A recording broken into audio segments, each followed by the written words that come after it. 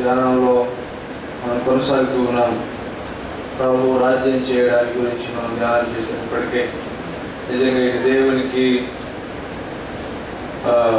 ఇష్టమైనటువంటి తలంపు. ఏమిటంటే ఆయన రాజ్యం చేయడం, ఆయన రాజ్యం చేస్తున్నాడన్న విషయం మనము గ్రహించి ధైర్యంగా బలం కలిగి ఉండడం మంచిది. ఈరోజు లూకాసు వార్త 24వ అధ్యాయము, లూకాసు వార్త 24వ అధ్యాయము 15వ వచనాన్ని చదువుకుందాం.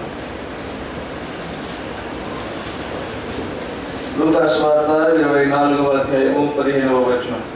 వారు సంభాషించుచు ఆలోచించుకొనుచుండగా యేసు తానే దగ్గరకు వచ్చి వారితో కూడా నడిచెను. దేవునికి స్తోత్రం.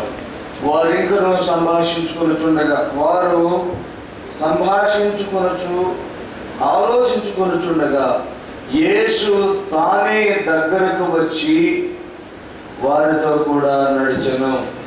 మనకు తెలుసు, అనేక సార్లు ఇటువంటి ధ్యానాలు మనం చేసి ఉంటాం. పునరుద్ధాన ఈ సమయం సందర్భంలో ఈ సందేశాలు మనం విన్నాం. ఈరోజు ప్రత్యేకించి యేసు తానే దగ్గరకు వచ్చి వారితో కూడా నడిచెను. ప్రభువైన యేసుక్రీస్తు వారు చరిత్రను బట్టి చూస్తే ఈ దినము వేకువ సమయాన ఆయన లేచి అనేకులకు కనిపిస్తున్నట్లుగా మనం చూస్తున్నాం. మొదటిగా ఎవరెవరైతే బాధలో ఉన్నారో, ఎవరి హృదయం అయితే గాయపరచబడి ఉందో, ఎవరి తలంపులైతే వేదనతో నిండి ఉన్నాయో వాళ్ళందరికీ కనిపిస్తూ ఉన్నాయి. మొదటిగా మగ్దలేని మరియకు కనిపిస్తాడు.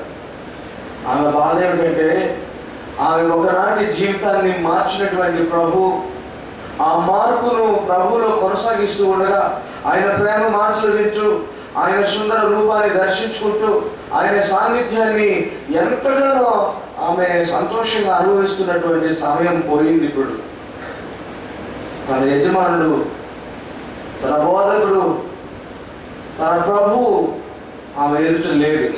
ఆమె హృదయం వేదనతో అల్లాడుతున్నది. ఎంతగా ఆమె హృదయం తలడిల్లిపోతుందంటే ఆమెకే మొదటిగా ప్రభు దర్శనమిస్తున్నాడు. ప్రభువుకు తెలుసు ఎవరికి మొదటి ట్రీట్మెంట్ చేయాలి. కొన్నిసార్లు మనం హాస్పిటల్స్లో చూస్తుంటాం, ఒక ప్రత్యేకమైనటువంటి చికిత్స అత్యవసర పరిస్థితుల్లో ఉన్న వారికి ఇస్తూ ఉంటారు. వెంటనే ట్రీట్మెంట్ ఇవ్వాల్సి వస్తే మిగిలిన వాళ్ళు కూడా కొంచెం పక్కన పెట్టి అర్జెంటుగా ఉన్న వాళ్ళని తీసుకొని వెళ్ళి ట్రీట్మెంట్ ఇస్తూ ఉంటారు. అలాగే ఈ మగ్దలేని మరియ హృదయం ఎంత తలడిల్లిపోతుందో, ఈమె హృదయం ఎంతగా వేదనకు గురి అవుతుందో, ఈమె హృదయం ఎంతగా బాధతో నిండి ఉందో మనకు తెలియదు. కానీ దాన్ని ఎరిగినటువంటి ప్రభు మొదటిగా ఆమెకు దర్శనమిస్తూ ఉన్నాడు.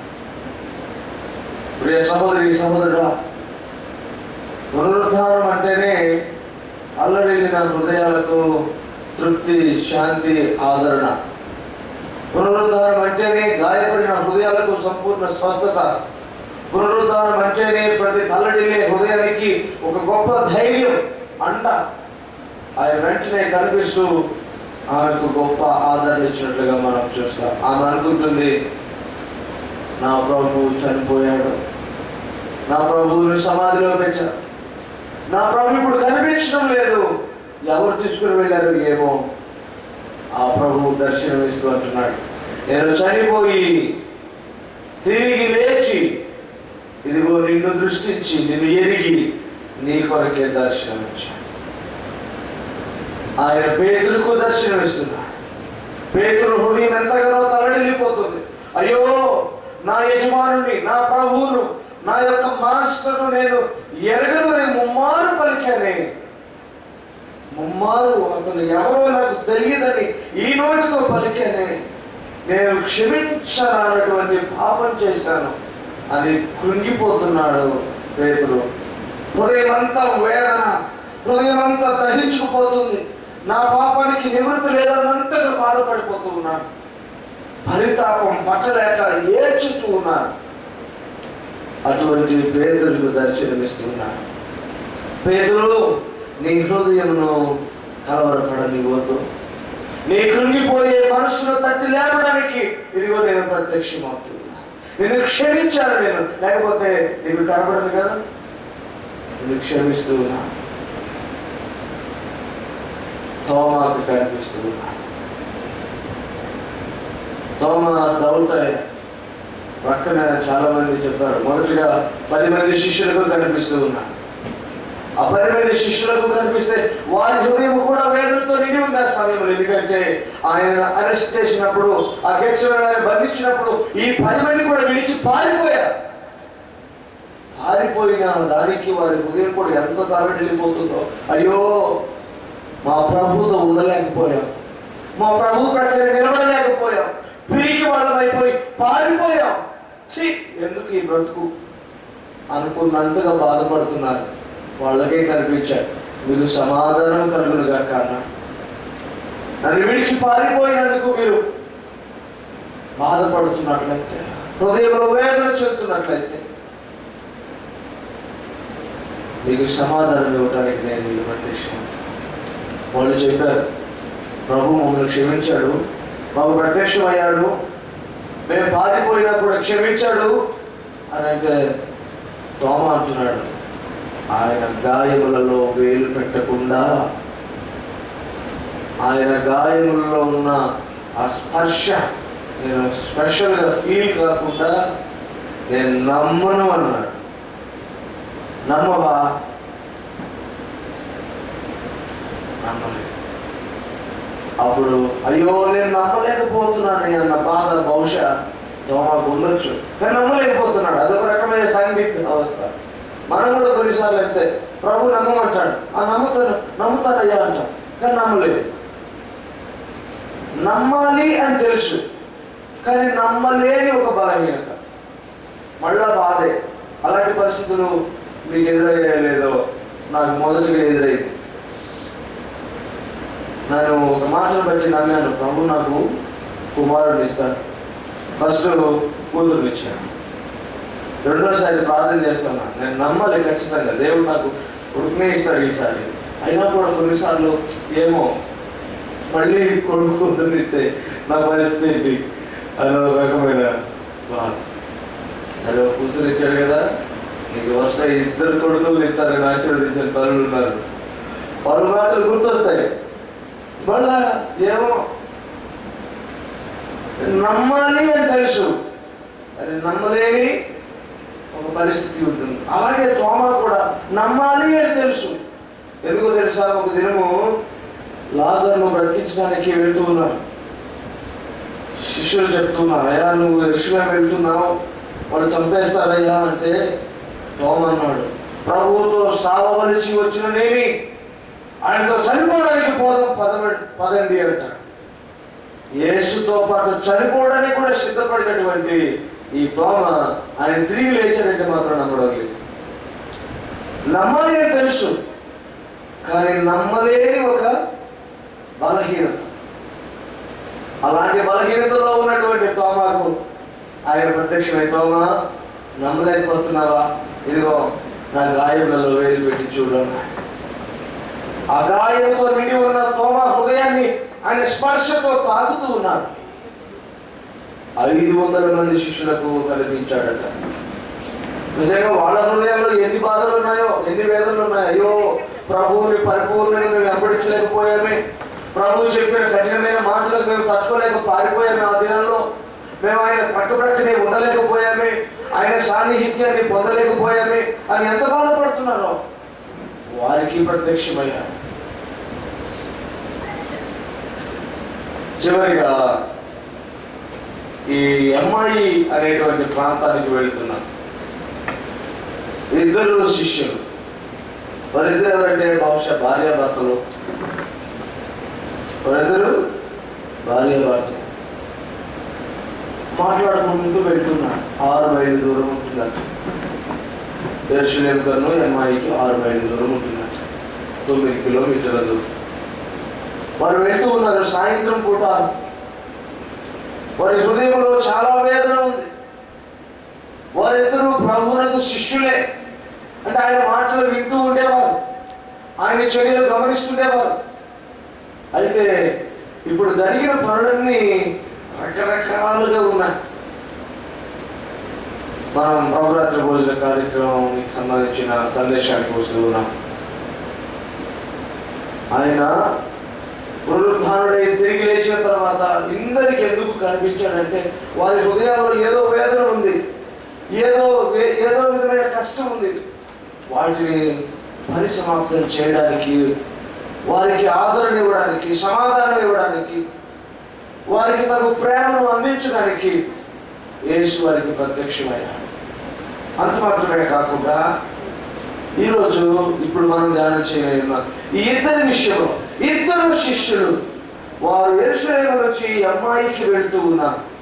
వారు మార్గ మధ్యంలో ఉండగా వారు అనేకమైన విషయములు సంభాషించుకుంటున్నారు. సంభాషించుకొనుచు ఆలోచించుకొనుచుండగా యేసు తానే వారి దగ్గరకు వచ్చి వారితో కూడా నడిచారు. వారు సంభాషించుకుంటున్నారు. ఏం సంభాషిస్తున్నారు? వారు ఆలోచన చేస్తున్నారు. ఏమి ఆలోచిస్తున్నారు? ఒక విషయాన్ని మనం స్పష్టంగా గమనించవచ్చు. యేసుక్రీస్తు ప్రభువారి గురించి వారి ఆలోచన ఏమిటంటే, యేసయ్య ఎంత గొప్పవాడో, ఎంత పవిత్రుడో, ఎంత పావనుడో వారికి తెలుసు.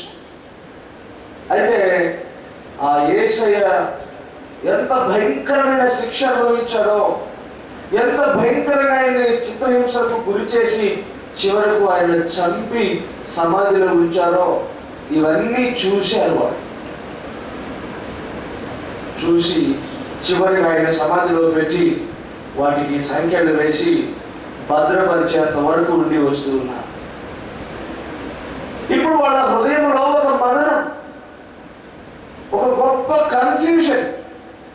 దేవుని కుమారుడిగా ఈ లోకమునికి వచ్చిన వాడు, దేవుడై నరుడై ఉన్నవాడు, అత్యంత పరమ పవిత్ర జన్మను జన్మించిన వాడు, తండ్రి చిత్తమును తప్ప మరి ఒకటి చెయ్యలేని బలహీనత కలిగిన వాడు, అనేకుల పాప క్షమాపణ కోసం తన ప్రాణమును దారపోసిన వాడు, ఈ గరుడు, ఈ పరిశుద్ధుడు చనిపోయాడు. తట్టుకోలేకపోతున్నారు. ఆయన చనిపోయాడంటేనే తట్టుకోలేకపోతున్నారు, జీర్ణించుకోలేకపోతున్నారు. బాగా అయ్యో అటువంటి వ్యక్తి చనిపోయాడే. ఆయన లేఖను చెప్పాడు, నేను చనిపోయినను తిరిగి 3వ దినాన లేస్తాను. మరి 3వ దినం వరకు వీళ్ళు ఎందుకు లేదు అక్కడ? నాకు అదొక డౌట్. నా మనసులో వచ్చే డౌట్ ఏంటంటే, వీరు శిష్యులు కదా, ఆయన మాటలు విన్నారు కదా, మొదటి దినం అయిపోయింది, 2వ దినం అయిపోయింది, వీరు బయలుదేరి వస్తూ ఉన్నారు. అంటే అది శనివారం సాయంత్రం బయలుదేరి వస్తున్నారు, లేదు సాయంత్రం కాదు, ఆదివారం మార్నింగ్ బయలుదేరి వస్తున్నారు. మరి ఆదివారం మార్నింగ్ అయినా లేకపోతే ఆదివారం సాయంత్రమా? చెప్పండి. ఆదివారం సాయంత్రం బహుశా. ఆయన ప్రత్యక్షమైన మార్నింగ్ లేచాడు. ఆయన చాలా మంది కనిపిస్తున్నాడు. అప్పటికే వీళ్ళు ప్రయాణం వస్తున్నారు. వీరికి కనిపించలేదు అప్పటికే. అందుచేత వీరి హృదయంలో ఒక ఆలోచన ఉంది. ఈ 3వ దినాన మీరు ఎందుకు కన్ఫర్మ్ చేసుకోలేదు? కన్ఫర్మ్ చేసుకునే అవకాశం లేకున్నా, లేకపోతే 3వ దినం వరకు వాళ్ళు అక్కడ ఉన్నారు కనిపించుకున్నా, ఒక డౌట్. ఇప్పుడు 3వ దినాన ఆయన లేస్తాడని చెప్పాడు, 3వ దినాన ఆయన మృత్యుంజయుడిగా వస్తాడని చెప్పాడు, కానీ మాకు కనిపించలేదు. వీళ్ళు ఎక్కడున్నారేమో మన వీళ్ళు కనిపించలేదు. ఇప్పుడు కన్ఫ్యూజన్. ఇంతకు లేచాడా లేదా? ఇంతకీ ప్రభువు తన పునరుద్ధరణమైన శక్తిని నిరూపించుకున్నాడా లేదా? ఒక కన్ఫ్యూజన్. అయ్యో ఆయన చనిపోయాడే అన్న బాధ ఒక ప్రక్క, ఆయన చెప్పింది నెరవేరిందో లేదో అన్న ఆ కన్ఫ్యూజన్. నెరవేరినట్టుంది, నెరవేరినట్టుంది. నెరవేర్చడానికి అర్హుడే అన్న విషయంలో స్పష్టత ఉంది, కానీ నెరవేర్చాడు అన్నటువంటి స్పష్టత లేదు. ఇది కన్ఫ్యూజన్, క్లారిటీ లేదు. అలాంటి సమయంలో సంభాషించుకుంటున్నారు వీళ్ళు. ప్రభువు లేయగలడు. ఎందుకంటే ఆయన పవిత్రుడు, దేవుడు ఆయన చేయి పట్టుకున్నాడు. ఈయన ఏ పాపం ఎరిగిన వాడు, ఆయన మాటలలో సత్యం ఉన్నది, ఆయన లేస్తాడు అనుకుని అనుకుంటారు. మరి లేచాడా? ఏమో మనకేం తెలియలేదు. ఇంకా ఎందుకు లేదబ్బా? ఒక కన్ఫ్యూజన్. సంభాషించుకొనొచ్చు ఆలోచించుకొనొచ్చు ఉండగా వీరు నిజంగా ఆలోచిస్తున్నట్టుగా కనబడటం లేదు, బాధపడుతున్నట్టుంది. దానికి రుజువు ఏంటంటే,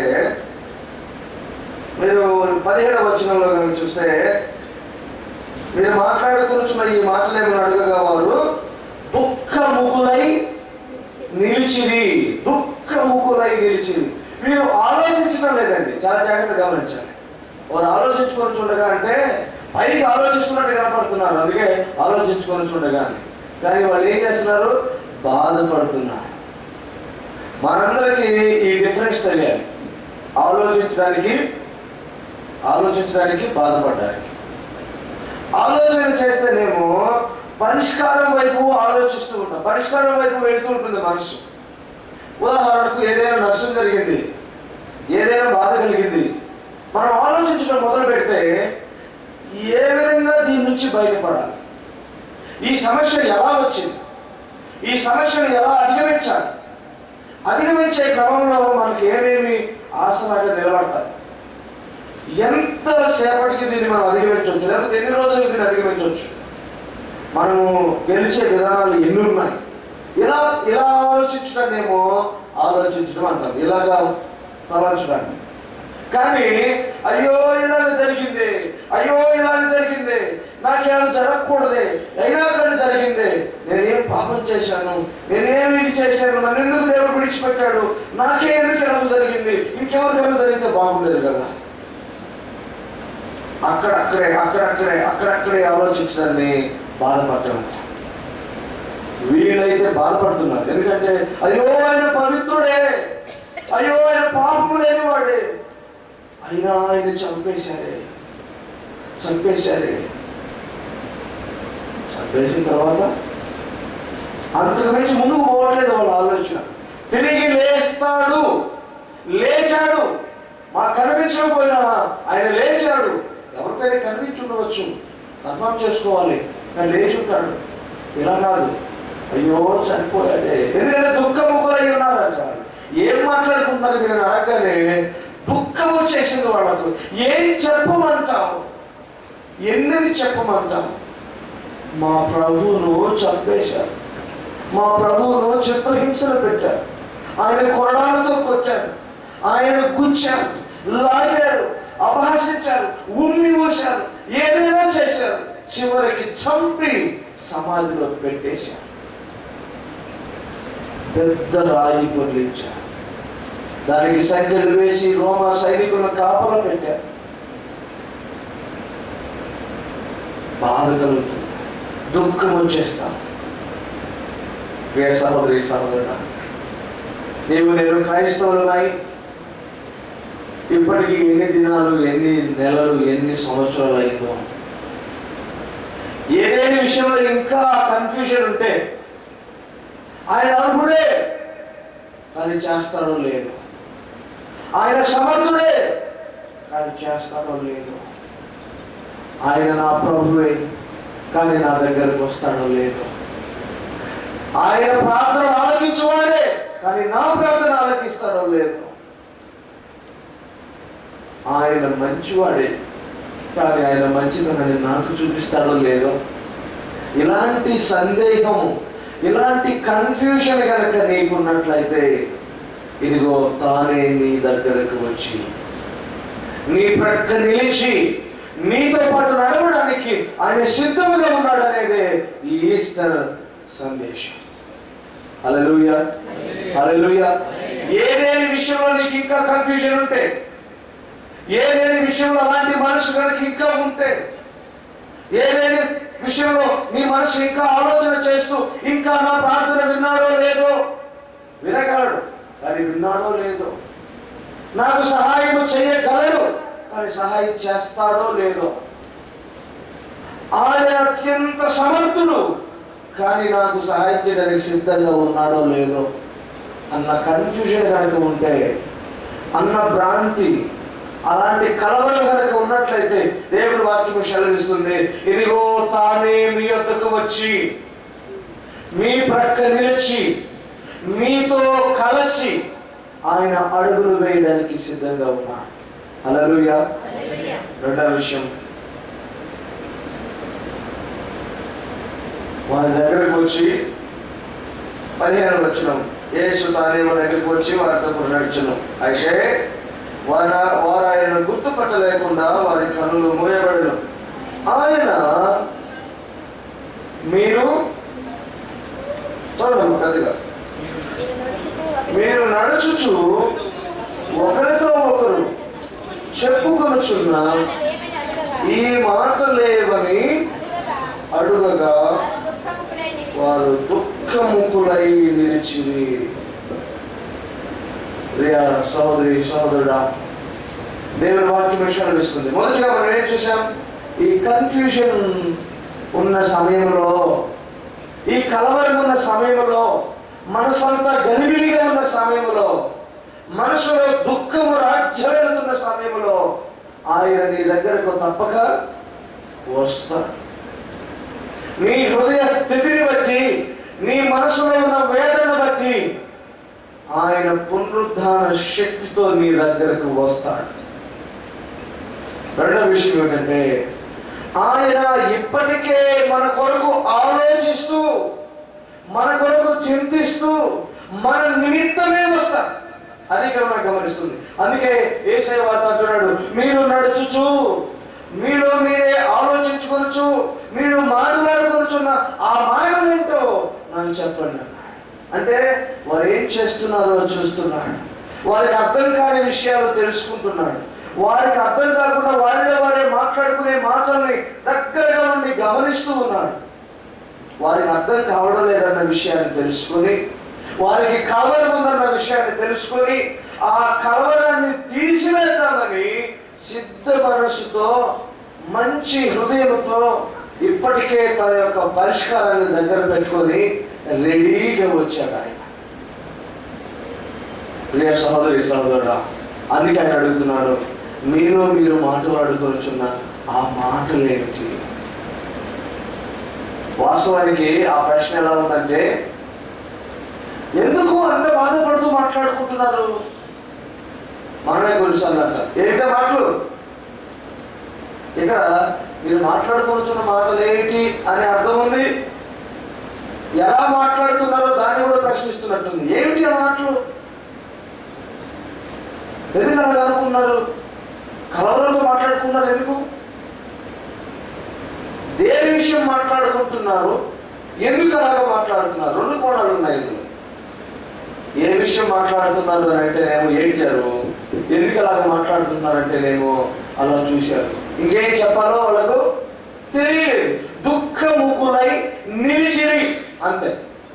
ఏం మాట్లాడుకుంటున్నారు అనగానే ఏం చెప్పాలో అర్థం కాక ఏడుస్తూ ఎందుకు అలాగ మాట్లాడుకుంటున్నారంటే ఇది ఆన్సర్ లేకుండా నిలబడ్డా.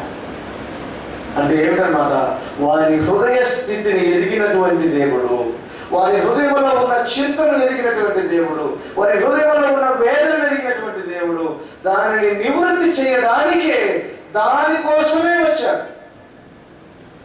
హల్లెలూయా. వారి కన్ఫ్యూజన్ దేనికోసం? ఆయన ఇంటికి లేచాడా లేదా, ఆయన ఏమిటి ఇలాగే సులువు వేశారు, ఆయన అంతం ఏమిటి మనకు అర్థం కావడం లేదు. దానికోసమే వచ్చాడు ఆయన. మీరు మాట్లాడుకున్న ఆ మాటలు ఏమిటి? దానికోసం. చాలాసార్లు మనం ఆలోచన చేస్తుంటాం. మనం ఏదైనా విషయంలో బాధపడుతుంటాం అనుకోండి,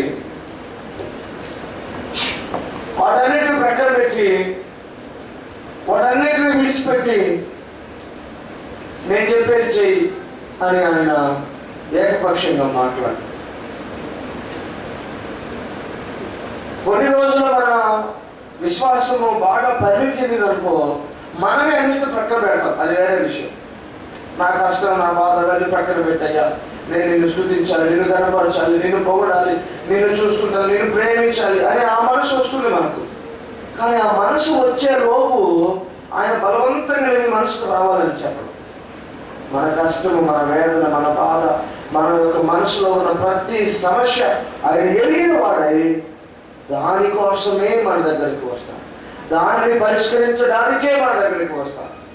ఈ సమయంలో ఈ పునరుద్ధాన ఆరాధనలో మనం ఒక విషయాన్ని స్పష్టంగా తెలుసుకున్నాం. నీ మనసును కలవర పెడుతున్న విషయం ఏమిటి?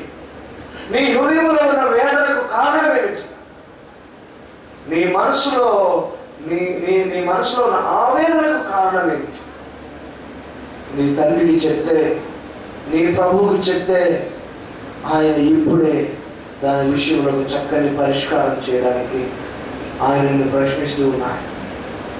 నీ బాధకు కారణం ఏమిటి? నీవు మాట్లాడుతున్న, నీవు ఆలోచించుతున్న ఆ విషయం ఏమిటి? పట్టించుకోకుండా ఉండేవాడైతే మాట్లాడగలడు.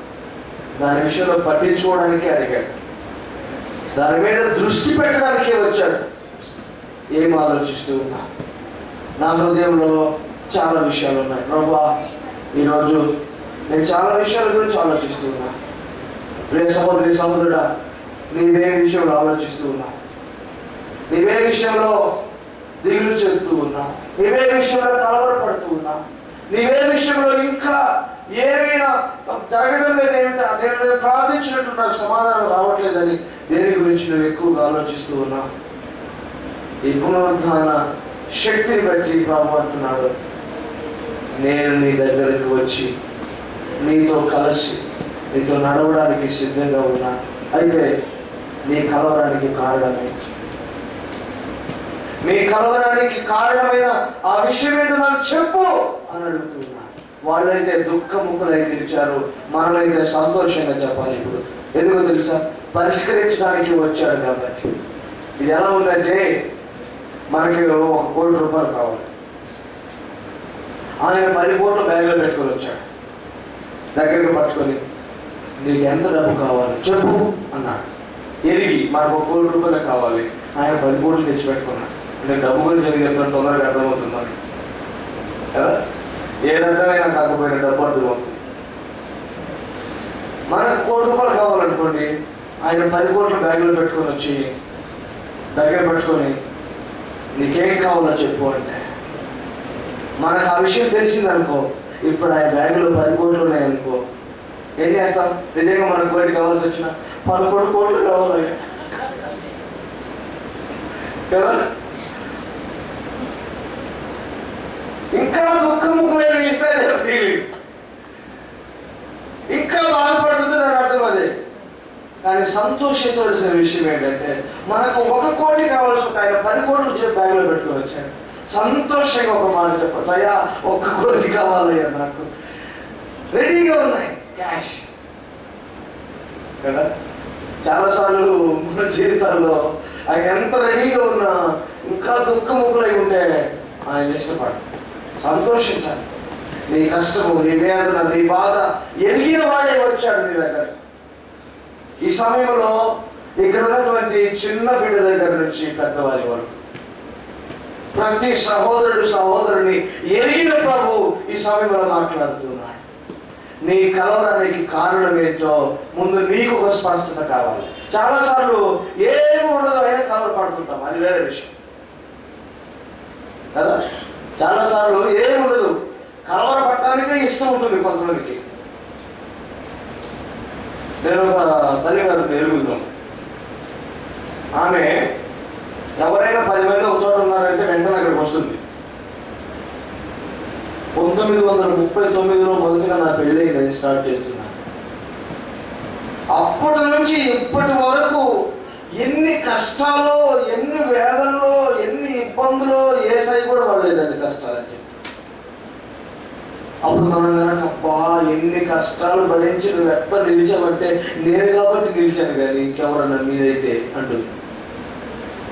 ఆమె మనం మెచ్చుకోవాలను, అవ్వా నువ్వు చాలా గొప్పదానివి, అసలు నీలాంటిది భూమి మీద లేదు అని అంటే, అప్పుడు ఆమె పైన టచ్ ఏంటంటే ఆమె ఏడుస్తుంది. అప్పుడు కన్నీళ్ళు పెట్టుకుంటుంది, నేను కాబట్టి. ఆమె అలాగని సంతోషపడుతుంది. ఆమె కదొక బుద్ధి. వాస్తవానికి ఆమె బయటపడుతుంది కానీ చాలా మందికి అదే బుద్ధి. క్రైస్తవుల్లో చాలా మందికి అదే బుద్ధి ఉంటుంది. నా అబ్జర్వేషన్. ఎవరైనా కదిలి చూడండి, ఏ కష్టం లేకపోయినా కొన్ని కష్టాలు కల్పించుకొని చెప్తుంటారు. మాకు ఆ కష్టం దీంట్లో ఒక ఎత్తుగడ కూడా ఉంటుంది. కష్టం చెప్పకపోతే అవతల వాళ్ళ కష్టాలు మన మీద రుదుతారు. ముందుగానే గుర్తించి వాళ్ళకి మన కష్టాలు చెప్పామనుకో మన దగ్గరికి రావాలి. అప్పుడప్పుడు మనకు కూడా ఒక టెంప్టేషన్ అనమాట. నేను అలాంటి వ్యక్తులు కొంతమంది చూశాను. మనం వాళ్ళ దగ్గరికి వెళ్తాం, ఏదో పని మీద వెళ్తాం, మాట సందర్భంలో మన అవసరాలు ఏంటో చెప్తూ ఉంటాం. వాళ్ళు అనుకుంటారు ఈ సందర్భం అయిపోయింది, ఇప్పుడు మళ్ళీ మన మీద అడగబోతున్నారు అనుకోని. ఏముంది బ్రదర్, అంతా అట్లాగే ఉంది, మొన్న ఈ మధ్య నాకు కూడా ఇట్లాగైతే నాకు కూడా అదే పరిస్థితి, ఏం చేయాలి అర్థం కావట్లేదు, అందరి పరిస్థితి అలాగే ఉంది అని అంట.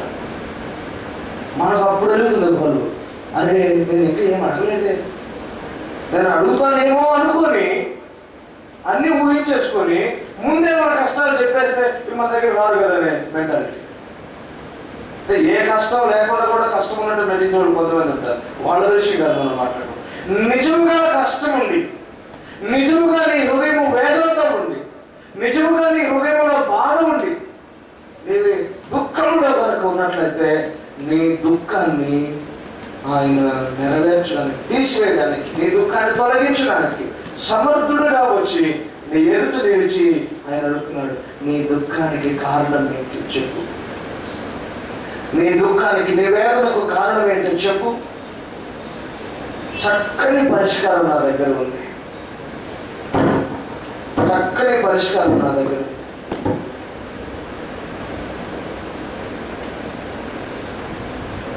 యేసయ్య అడుగుతున్నాడు, చక్కని పరిష్కారం నా దగ్గర ఉంది, నీ దుఃఖానికి కారణం చెప్పు. మూడో విషయం 18 నుంచి 27 వచ్చిన వరకు చదివితే, వారిలో క్లెయోపాను వాడు యెరూషలేములో బస చేయించుండి, ఈ దినములలో అక్కడ జరిగిన సంగతులు నీవు ఒకడవే ఎరుగవా అని ఆయనను అడిగాను. ఆయనకి ఏమని వారిని అడిగినప్పుడు వారు నజరేయుడైన యేసుని గూర్చిన సంగతులే, ఆయన దేవుని ఎదుటను ప్రజలందరి ఎదుటను క్రియలోను వాక్యంలోను శక్తి గల ప్రవక్త అయి ఉండెను. మన ప్రధాన యాజకులను అధికారులను ఆయన ఎలాగో మరణశిక్షకు అప్పగించి సిలువ వేయించిరో నీకు తెలియదా? ఇశ్రాయేలును విమోచింపబోవు వాడు ఈయనే అని మేము నిరీక్షించి ఉంటిమి. ఇది కాక ఈ సంగతులు జరిగి నేటికి 3 దినములాయెను. అయితే మాలో కొందరు స్త్రీలు తెల్లవారగానే సమాధి వద్దకు వెళ్ళి ఆయన దేహమును కాడక వచ్చి, కొందరు దేవదూతలు తమకు కనబడి ఆయన బ్రతికి ఉన్నాడని చెప్పిరని మాతో చెప్పి మాకు విస్మయం కలుగజేసిరి. మాతో కూడా ఉన్న వారిలో కొందరు సమాధి వద్దకు వెళ్ళి ఆ స్త్రీలు చెప్పినట్టు కనుగొలేది కానీ ఆయన్ని చూడలేదని ఆయనతో చెప్పిరి. అందుకు ఆయన, అవివేకులారా, ప్రవక్తలు చెప్పిన మాటలన్నింటినీ నమ్మని మందమతులారా, క్రీస్తు ఇలాగ శ్రమపడి తన మహిమలో ప్రవేశించడం అగత్యము కాదా అని వారితో చెప్పి, మోషేయు సమస్త ప్రవక్తలను వదులుకొని లేఖనములన్నిటిలో తనను గూర్చిన వచనముల భావము వారికి తెలిపాను.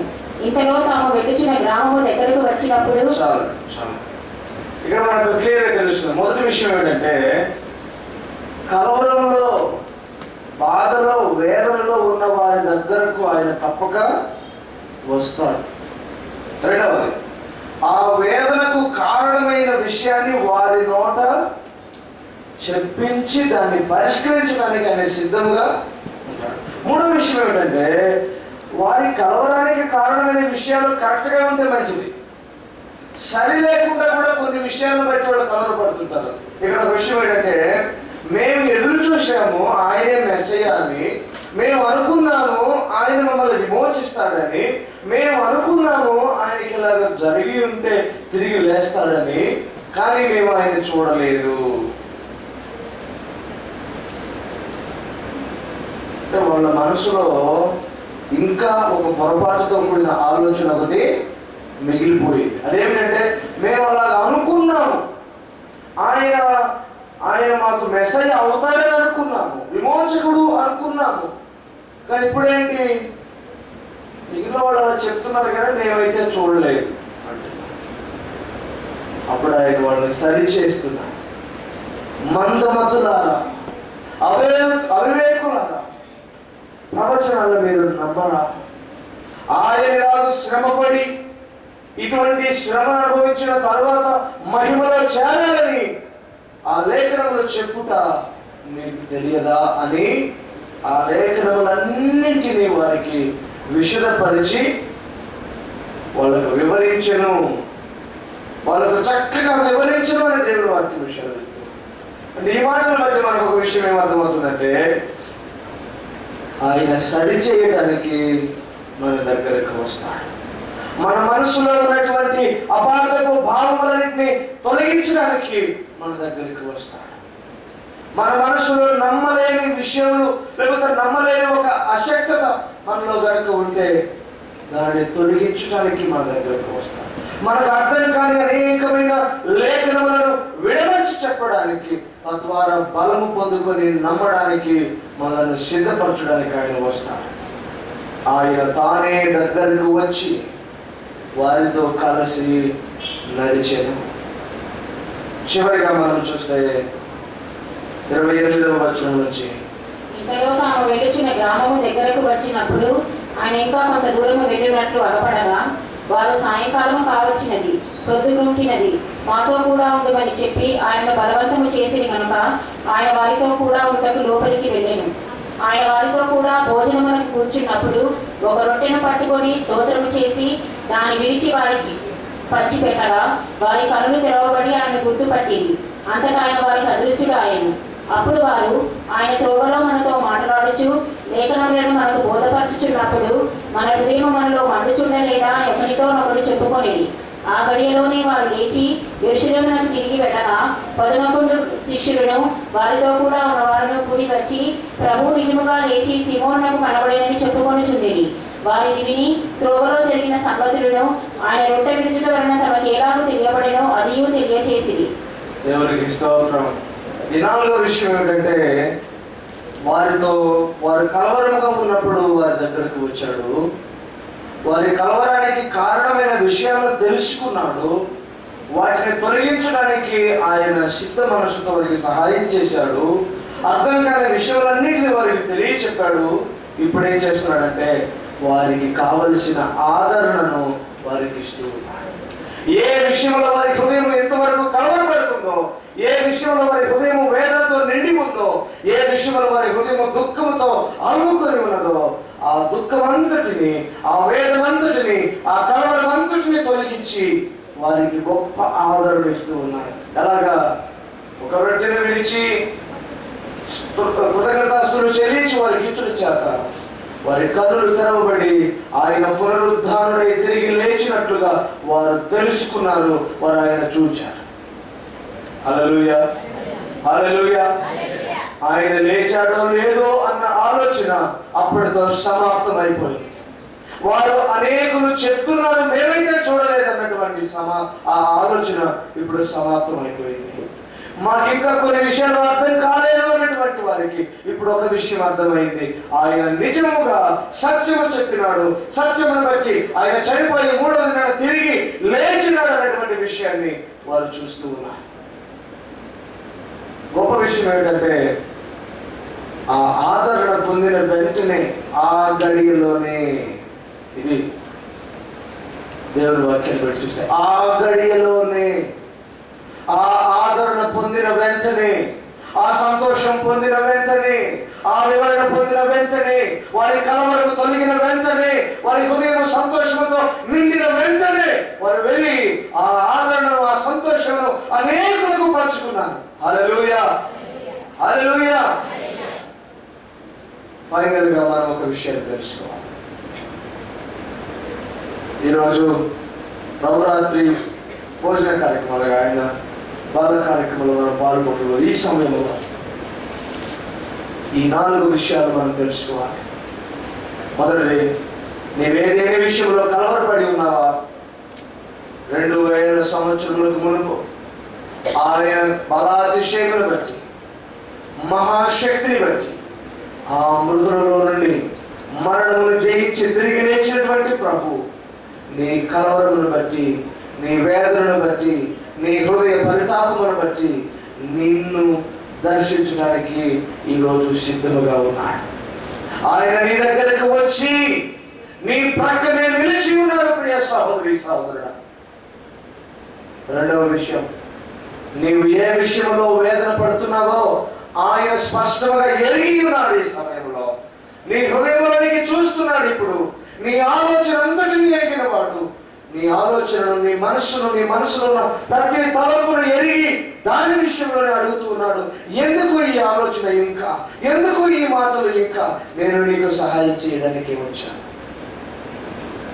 మూడవ విషయం ఏంటంటే, నీకు అర్థం కాని విషయములన్నిటిని, నీకున్న అపార్థములన్నిటిని, ప్రభు విషయంలో నీకు విషయము కాని అనేక విషయములను ప్రభువు నీ కొరకు స్పష్టముగా వివరించడానికి నీ దగ్గరికి వచ్చాడు.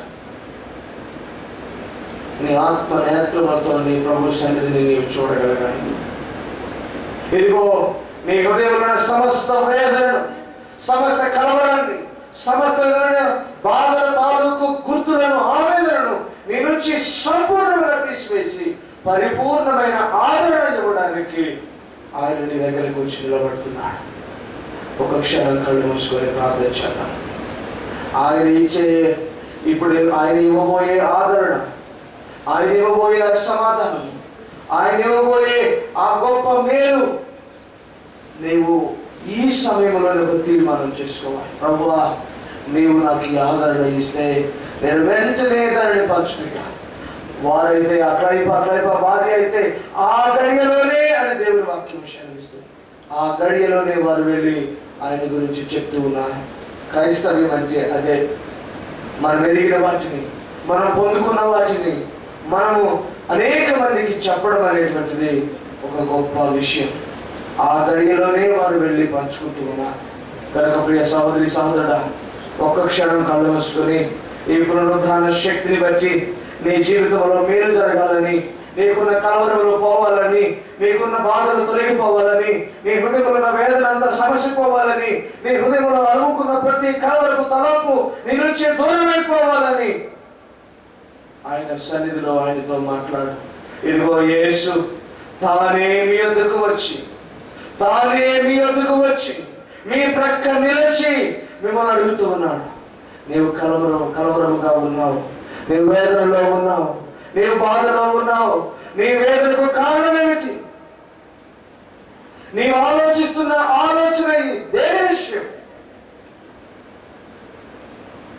నీవు ఏ విషయాన్ని అర్థం చేసుకోలేకపోతున్నావు? నీవు ఏ విషయంలో ఇంకా ఏమి దిక్కుతోచని స్థితిలో ఉన్నావు?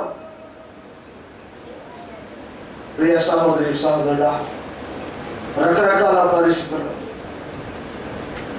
కొందరివి మానసిక సమస్యలు, కొందరివి శారీరక బాధలు, వ్యాధులు, రోగములు, దీర్ఘకాలికంగా బట్టి పీడిస్తున్నటువంటి రోగాలు, కొంతమందికి ఆర్థిక సమస్యలు, కొంతమందికి వైవాహిక సమస్యలు, కొంతమందికి ఇంకా ఉద్యోగపరమైనటువంటి సమస్యలు, కొంతమందికి ఇంకా ఎటు తేల్చుకోలేని మనస్సు, దిక్కుతోచని మనస్సు, ఏం చేయాలో తెలియని మనస్సు, పాల్గొని మనస్సు, కొంతమందివి ఆత్మీయ సమస్యలు, కొంతమంది భవిష్యత్తును గురించిన సమస్యలు, కొంతమంది ఉద్యోగాన్ని, కొంతమంది విద్యను గురించిన సమస్యలు, కొంతమంది తల్లిదండ్రులకు బిడ్డలకు మధ్య సమస్యలు, కొంతమంది భార్య భర్తల మధ్య ఉండే సమస్యలు, కొంతమంది సంఘంలో ఉండే సమస్యలు. ప్రియ సహోదరి సహోదరుడా, నీ సమస్య ఏదైనా, నీ కలవరానికి కారణం ఏదైనా, నీ దేవుడు తానే నీ దగ్గరికి వచ్చి నీ ప్రక్క నిలిచి అడుగుతూ ఉన్నాడు. ఒకసారి నీ నోరు తెరిచి నా సమస్యకు కారణము ఇదే అని కనుక నీవంటే నీ కొరకు సంపూర్ణంగా వివరించడానికి, నీ కొరకు సంపూర్ణంగా నీకు తెలియచేయడానికి నీ ప్రభు సిద్ధంగా ఉన్నాడు. నీకు తెలియచేయడం మాత్రమే కాకుండా నీకు కావలసిన ఆ ఆదరణ, నీకు కావలసిన సమాధానము, నీకు కావలసిన సంతోషమును సమృద్ధిగా నీకు ఇవ్వడానికి ఆయన సిద్ధంగా ఉన్నాడు. ఒకసారి నీ నోరు తెరిచి, యేసయ్యా, నా కలవరానికి కారణం ఇదయ్యా, నన్ను ఎరిగిన దేవా, నా దగ్గరికి వచ్చి నిలిచిన దేవా, నన్నే చూస్తూ నన్ను అడుగుతున్న దేవా, నాకు ఈ విషయం అర్థం కాలేదు, దీని నుంచి బయటపడడం ఎలాగో అర్థం కాలేదు. నీవే నాతో మాట్లాడు, నీవే నాకు తెలియచెప్పు, నీవే నాకు మార్గం చెప్పు, నా మనసును వెలిగించు, నా తలంపులను నీవు అయినా నీవే తాకి జ్ఞాన తలంపులను నాలో ప్రవేశపెట్టు, బాధను తీసివేసి పరిపూర్ణమైన ఆదరణ నాలో నెలకొల్పు అని నీవు మాట్లాడుతూ ఉంటే ఇప్పుడే ఈ క్షణమంతే నీకు కావలసిన ఆ చక్కని పరిష్కారాన్ని యేసు తన మహిమ కొరకు, తన పునరుద్ధాన శక్తిని బట్టి ఇప్పుడే యేసు నామములో నీ కొరకు అనుగ్రహించును గాక. హల్లెలూయా, హల్లెలూయా. అటువంటి ఆదరణ, నెమ్మది, వివరం, సంతోషం, సమాధానం పొందినవాడవై సంతోషంగా ఆయన శరీరాన్ని, ఆయన రక్తాన్ని స్వీకరించు. నీ సంతోషము మరింతగా రెట్టించునుగాక.